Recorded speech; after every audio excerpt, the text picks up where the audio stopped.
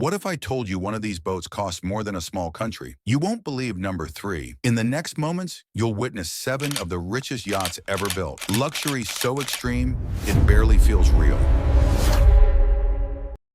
The history supreme. If you live near a seaport, you've seen yachts. Big ones, loud ones, expensive ones. But once in a lifetime, you see this. A yacht so rare, so unreal, most people think it's a myth. They call it history supreme. While billionaires compete with Eclipse and Streets of Monaco, this one doesn't compete. It sits above them. Because even among billionaires, there are levels.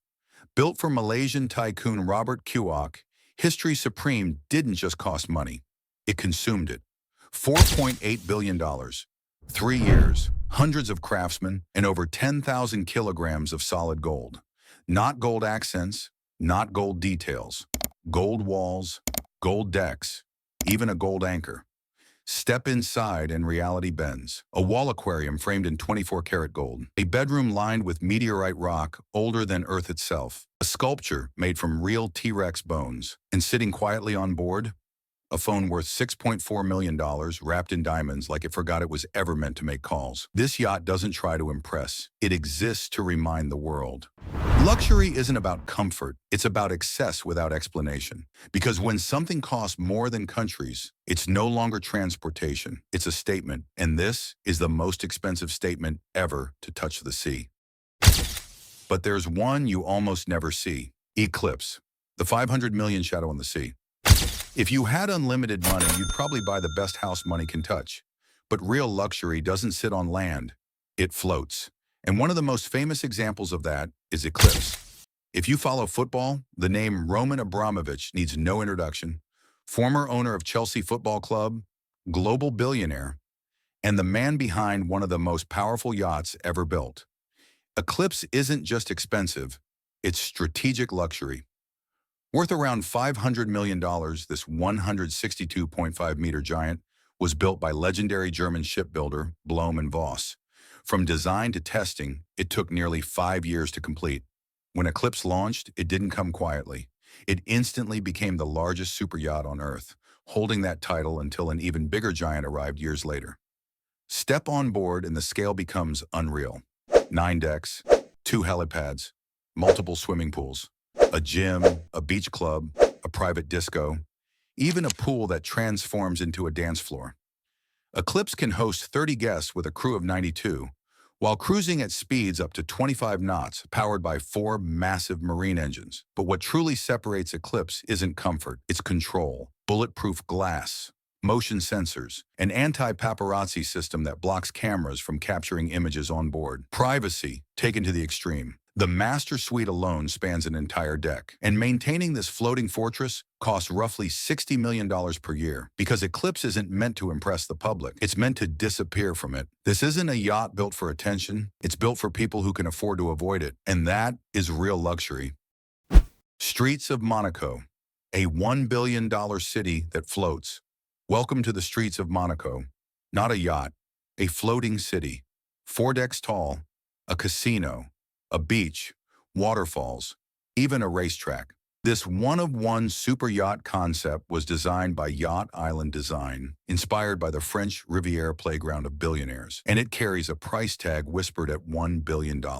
This yacht doesn't exist yet. It's waiting for the right billionaire to say yes, because the world's richest people are tired of luxury hotels. A city on water is far more exclusive. Stretching 508 feet long, Streets of Monaco is designed as a private resort at sea, built for just 16 guests. You don't board it like a normal yacht. You arrive by helicopter or step straight onto its private beach deck from the mainland. And yes, it even comes with a private submarine for underwater sightseeing. Step onto the top deck, and Monaco comes alive. Replica streets, resort pools, a sandy beach, tennis courts, even the Monte Carlo Casino and iconic Monaco landmarks. But the real surprise sits right on top. An indoor-outdoor go-kart racetrack inspired by the Monaco Grand Prix, letting guests race side by side at sea. Below that lies the Oasis, a massive garden-style entertainment space flooded with sunlight, cascading waterfalls, and a central pool with a jacuzzi. There's a full spa, salons, lounges, cafes, wine cellars, and a grand atrium that feels more like a palace than a yacht. The owner's apartment alone spans 15,000 square feet across 3 decks, complete with private elevators, terraces, pools, and sun decks. This isn't transportation. It's Monaco, unanchored, a billion-dollar reminder that when money stops asking questions, luxury starts building cities on water.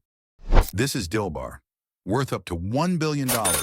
Dilbar isn't famous just for luxury, it's famous for scale. Built by German shipyard Lürssen, designed by Andrew Winch and Espen Oino, it took nearly 4 years and over 600 miles of wiring to bring this floating giant to life. At 511 feet long, Dilbar ranks among the largest yachts ever built by volume. Step inside, and the numbers stop making sense. Over 3,800 square meters of living space, room for 24 guests, and a crew of nearly 100 to keep it running. This isn't interior design, it's infrastructure. There's a full indoor garden with salt-resistant grass, more than 1,000 custom-made cushions, bronze and ivory finishes kept intentionally secret, 2 helipads, a beach deck, a spa, gym, sauna, and even a $20 million helicopter tender, complete with lounge seating, mood lighting, and in-flight entertainment. But Dilbar isn't slow. Powered by a diesel-electric hybrid generating 30,000 kilowatts, it's the largest power system ever installed on a yacht, pushing it to speeds near 26 knots. Owning it costs up to $80 million a year to maintain. And today, Dilbar sits silent, seized, guarded, untouchable. A billion-dollar reminder that the higher luxury climbs, the heavier its shadow becomes. This isn't a yacht, it's a monument to excess. If you're even slightly into sailing yachts, there's one name that stops conversations mid-sentence.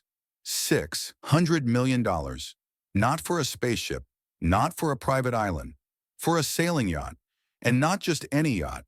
This thing is different. When it first appeared in 2015, people didn't even know what to think, because Sailing Yacht A doesn't look elegant or classic or even friendly. It looks like the future showed up early and parked at the marina. Built in Germany by Nobis Krug, this was hands down the most complicated sailing yacht project ever attempted. So complex that no single shipyard could build it alone. Parts came from all over Europe and the US. This wasn't construction, this was orchestration. And then there's the design. From a distance, it looks unbalanced. The back heavier than the front. Almost military. But the moment you see it in real life, scale hits you like a wave. 468 feet long, masts rising 100 meters high. Some bridges literally have to open just to let it pass. Here's a wild image. When it sailed under the Golden Gate Bridge, it had only about 20 feet of clearance. That's it. Blink and history changes. Inside, almost nothing is public, and that's intentional. Designed by Philippe Starck, the yacht is so private that unless you're a close friend of the owner, you're never stepping on board. But there is one secret we know, a glass observation pod, 12-inch thick glass, underwater. You're sitting inside a sailing yacht, watching the ocean like a submarine. And yes, it actually sails. 3 massive carbon fiber sails, fully automated, covering an area close to a football field. In fact, during sea trials, it crossed the Baltic Sea using mostly wind, with barely any fuel. Add a helipad, a submarine, tenderettes that look alien, and suddenly you realize, this isn't a yacht trying to impress you, it's a yacht proving what's possible. So tell me honestly, is Sailing Yacht a genius? Or is it the boldest flex the ocean has ever seen? When people talk about royal yachts, you expect luxury. Gold details, big decks, impressive size. But this one plays in a different league. Meet Al Said, the Sultan of Oman's personal mega yacht. And yes, it's worth around $600 million. Now picture this, 155 meters long, 6 massive decks. So large it doesn't feel like a yacht anymore. It feels like a floating royal palace. And here's the first surprise. This yacht isn't built for parties. It's built for power, protocol, and presence. Inside Al Said, there's room for 70 guests, supported by over 150 crew members.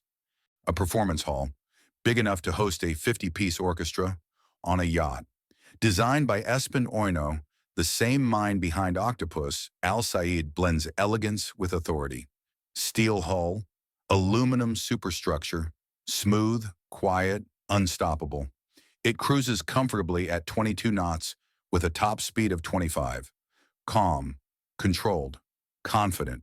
And when this yacht moves, it doesn't move alone. It's escorted by the Royal Navy of Oman. Let that sink in. How many yachts do you know that sail with naval protection? Al Said isn't for charter. You can't rent it. You can't tour it. You're either invited or you're not. Most of the time, it rests near Muscat, watched, protected, almost myth-like. A reminder that for some people, luxury isn't about showing off. It's about legacy. So here's the real question. Is Al Said just a yacht, or is it one of the most powerful symbols ever built on water?